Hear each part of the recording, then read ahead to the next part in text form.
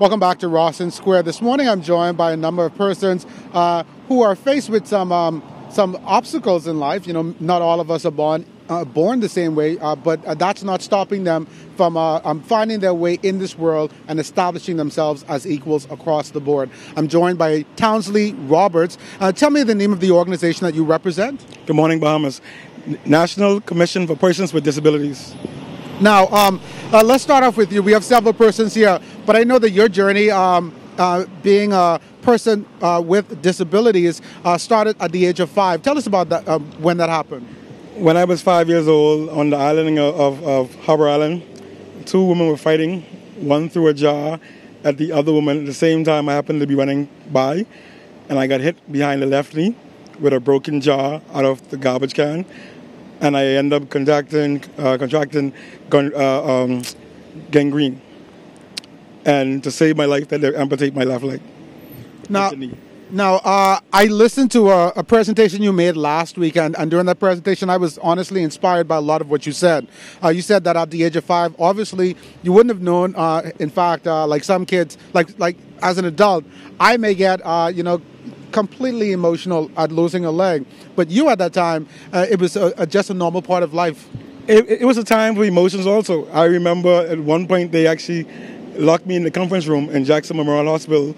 It allowed me to spend the entire day just crying, getting over the fear and understanding the process. It's natural to have a time that you need to deal with and process what's going on. If you don't do that, later on in life it can affect you. It causes depression, suicidal tendencies. So I had my time of crying, getting over it.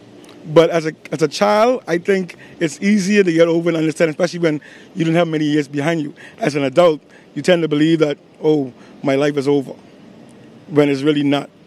Now, of course, I just want you to briefly talk about some of your strengths. Being a person with a disability, what are some of those strengths? If you can name 3 strengths that you now possess, what would they be?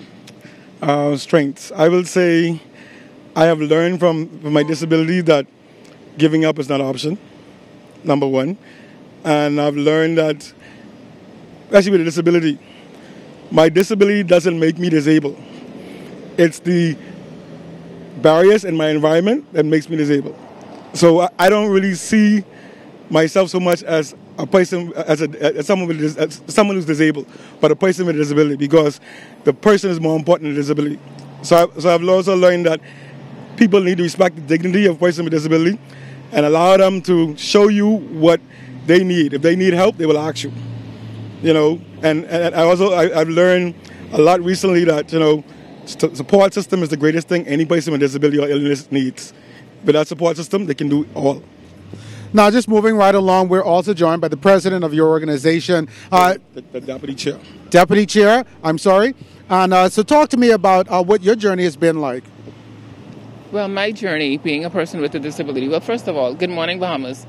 I am also the president of the Bahamas National Council for Disability and the deputy chair of the National Commission for Persons with Disability. I've been confined to, I'm a wheelchair user for the past 35 years. So it has definitely been a challenge, and it's taught me that, I guess, you have to fight for everything. You can't take anything for granted, because persons would actually look at my chair and limit me based on the fact that I'm confined to a chair. But with me, there are no limits. Now, disability was brought alive for me about 2 years ago. My mom, she passed away, and before she passed away, she had several of her toes amputated, and so she became disabled. Like the vehicle behind us, you can see the decal there. She had one in her car as well, and so I definitely understand the struggle for a lot of people. What would you say are some of those things that persons who may not suffer from a disability may not understand from your viewpoint? Well, I am going to talk about the parking issue. That's not exactly what you're asking.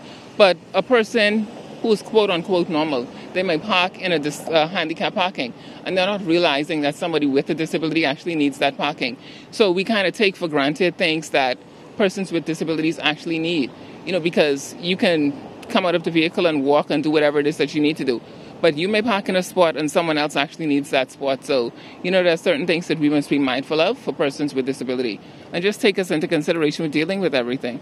All right. So remind me of your name again. And also tell me about one of your proudest moments in life. You actually just put me on the spot. I think one of the most proud moments of my life was being selected as a commissioner for the National Commission, and also being selected as the deputy chair for the organization. I've actually overcome many challenges, and so something like that has actually made me think that, or reminded me that I actually have a contribution to make to the society. And we talked about parking spaces as well. That is one of the things that the Bahamas National Council for Disability is charged with, the distribution of decals. So anyone needing a decal can contact the Bahamas National Council for Disability office, Collins Avenue. Now, of course, one of those things that really grinds my gears is, as she said, when it comes to persons parking in a disabled parking spot. I think about my mom every time I see someone that's parked there that shouldn't be there. And so if you're one of those persons, know that you're not on my good list. And then finally, I want to speak with this beautiful lady here. Give me your name and your position with the organization. My name is Melanie Money, and I serve the National Congress for Persons with Disabilities as a representative of the National Congress for Trade Unions. And on the commission, I am the person in charge of public awareness. Now, we've talked a lot this morning, and we're getting ready to wrap up, so I have one question for you. You obviously suffer from a disability as well. You wear glasses. Yes, I do. And so talk to me a little bit about, as we wrap up, what are some of those takeaways that you'd want the greater public to know? If there are 2 or 3 things you'd like the greater public to know, what would that be? Okay, like yourself, I became really aware of disabilities and persons with disability when my brother Kevin Monroe became disabled when he lost a leg to diabetes. And the parking is a big issue, and that's one of the PSAs that we are going to work on strongly. Being here with persons from disability really heightened my awareness on their ability more so than their disability. I watch them in action, and I watch the way they maneuver, the way they communicate, the way they just cope through life, and they are doing a greater job than persons who are physically able.